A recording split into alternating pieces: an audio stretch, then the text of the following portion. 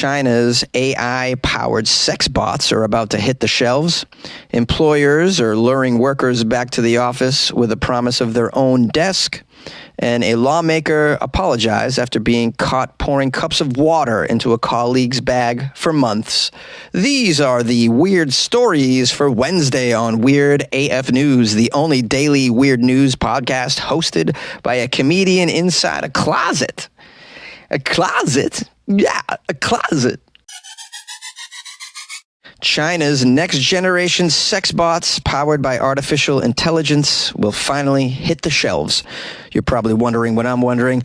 Do they ship to other countries? These AI-powered sex bots, right? Surely a sex bot won't turn me down in the bedroom?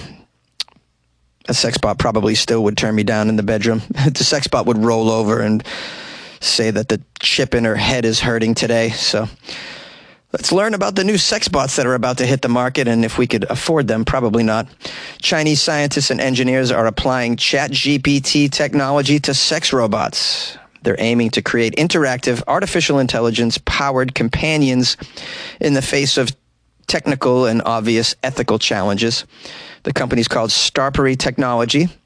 They're a major producer of sex dolls. They're now training their own large language models to enhance the product with artificial intelligence. These sex bots with unprecedented capabilities are available in male or female forms, and they will soon be hitting the shelves.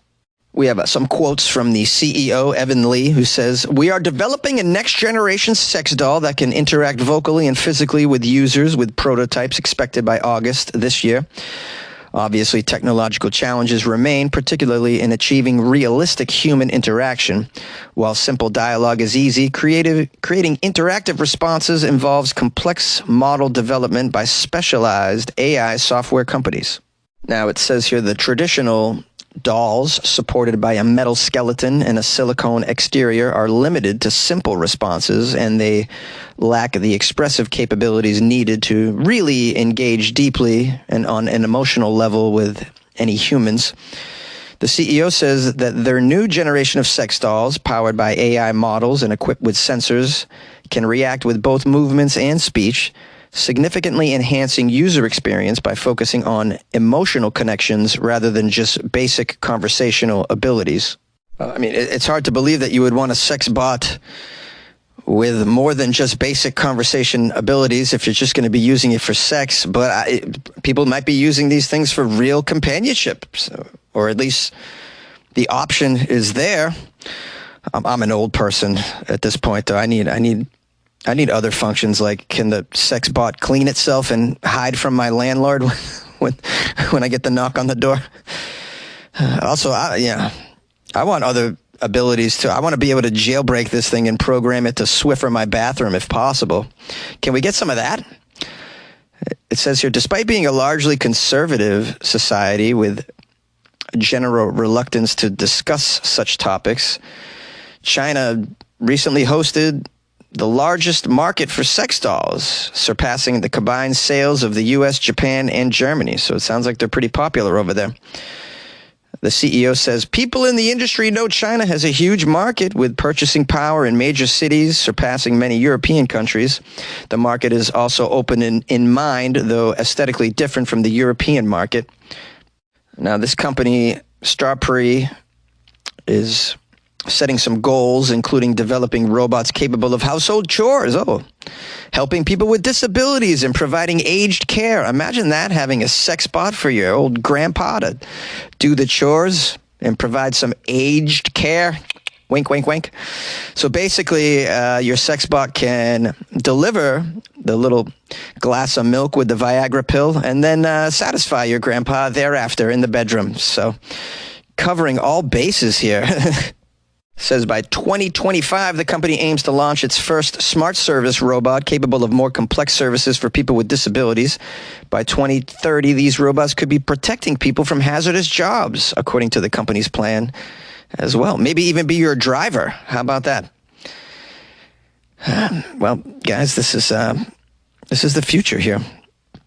We are heading down the dystopian cyberpunk lifestyle track. I'm just going to embrace it, man. I look down the road, we're probably going to have a SexBot play dates for each other. You know, hey, you want to get coffee and watch our robots screw? I'd imagine there's going to be a SexBot parties, guys, at some point down the road. That could be wild. You're wondering how much do these things cost? Well, dolls from Starpery right now are priced at around $1,500. I guess it doesn't say if that includes the AI upgrades, but that's not that bad. I thought it was going to be more like $5,000. I don't know. I guess I ask you guys, what are the ethical concerns that you have with these sex bots? You think this is okay? Call the show, 646-450-2012. Employers lure workers back to the office with a promise of their own desk. I don't know how this is going to lure employers back to the office. Working from home is a dream, man. Yeah, thanks. I got my own desk and a refrigerator fully stocked with ice cold brew. Also a PlayStation and my automatic foot massager. So sounds like you're going to have to do more than promise a desk, but let's keep reading. To get workers back to the office, bosses have dangled some fancy coffee, yoga classes, even DJ parties. But that still hasn't been enough. Some firms are giving employees a more traditional perk, a desk of their own. Oh, your own desk. I tell you, these employees are soft these days. You know, back in my day, we didn't have any desks. We put our computer on top of a gourd and just worked on that. We walked 12 miles to the conference room, uphill, both ways. You had a conference room? Psh, divas. We had 200 workers in one cubicle, and half the floor was missing. Now we have here some terms like hot desking or hoteling. This is where workers get a desk when they show up instead of having a permanent desk. Now, this isn't new, they're saying, but it really took off during the pandemic as a way for companies to save money during the new era of hybrid work. Obviously, sharing desks and office equipment isn't ideal. There's been a lot of complaints about such things. And so in lieu of all of this, companies are trying to get the workers back in by promising them your own desk. Well, I'm not hearing any promises of chairs. How about you throw a chair in there? I was supposed to sit on the floor. I mean, this is so strange to me. I'm so glad I'm no longer an office worker. I did it briefly. I did it for like just a flash in my life, and it was terrible. Being a cubicle drone was not a rewarding profession for me. But then again, yeah, I'm a weird artist type person anyways, so. But I imagine some people enjoy going into the office. They like that whole culture. They like putting on a tie, some shiny shoes, you know. They like a little conversation in the cafeteria about, oh, did you guys watch Curb last night? Did you watch that? What about the new Bachelorette? People just dig that, man. I'm a little skeptical, though, that the promise of a desk will get people all that excited. But I imagine you got to offer a little bit more, yeah? You got to dangle a more delicious-looking carrot, in my opinion. All right. We'll give you a bathroom break as well. And no more beatings. I do believe, though, this is an uphill battle for companies here. It's hard to put the toothpaste back in the tube. Once you allow people to work from home, which we all did during the COVID vacation, yeah, that's the ideal situation. And that's how it should be. It just makes more sense. We're all connected online anyways. There's no need to get in your car and, drive 45 minutes. All of that is just, to me, it just looks like silly behavior. And it eventually is going to look like archaic behavior, I would think. Although, I don't know. I'd love to hear from some listeners, though. Have any of you gone back to the office after this, and what did they give you to get you back in? Did they just order you back in? I'm so not familiar with this whole culture, to be honest with you. Call the show. You got the number. Do you? Yay! A Republican confesses to secretly pouring cups of water into a colleague's bag for months. I mean, you can't really make this up, can you guys?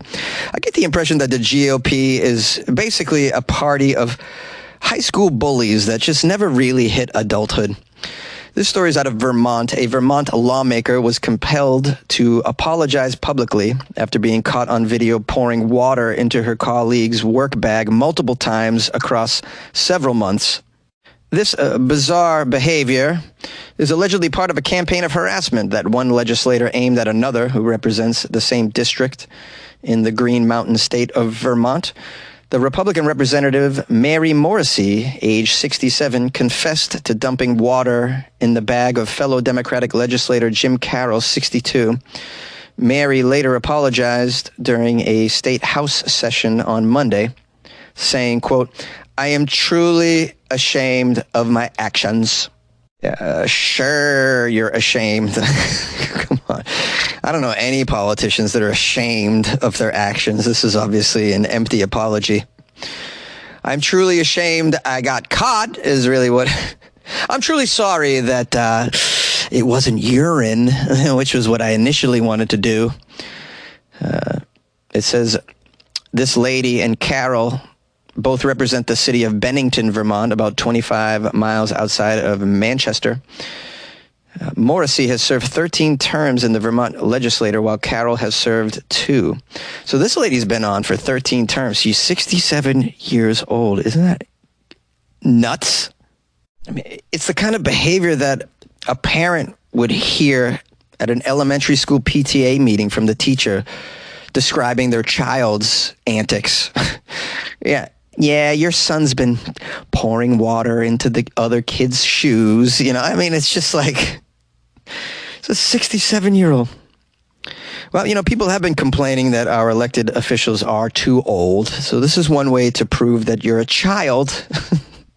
Now, a little more backstory. Carroll says he first suspected that Morrissey had been pouring water into his belongings as she had been nasty to him for several months, despite both of them knowing each other since childhood and even going to the same church. Oh, a churchgoer would do this? I'm so surprised. Carroll says that Morrissey had been saying demeaning things in front of other legislators about him, but Carroll had no evidence of the harassment, so he decided to launch his own investigation. He, for weeks, secretly recorded footage of his backpack to catch the person in the act. In 2 videos that he captured, Morrissey is seen dumping a cup of liquid into the green tote bag. Now, Carroll says when he first witnessed the video of Morrissey and the tomfoolery that she was engaging in, he felt sad. He said, quote, "There was no good that was going to come out of any of this." Morrissey later apologized to Carroll during a subsequent meeting and claimed that she didn't know the bag belonged to him. Well, that makes it all okay then, right? I'm sorry. I thought I was pouring it into the janitor's bag, because screw that guy, right? I'm an upstanding citizen.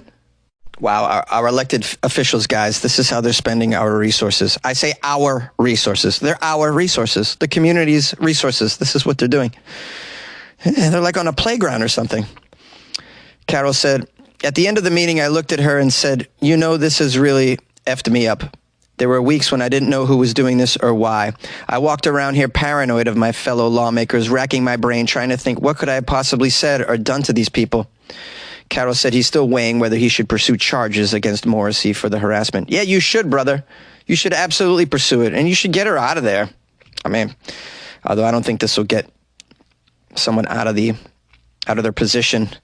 They hold on to these positions forever. This woman is 67 years old, still going. I mean, just so pathetic, so sad, so petulant.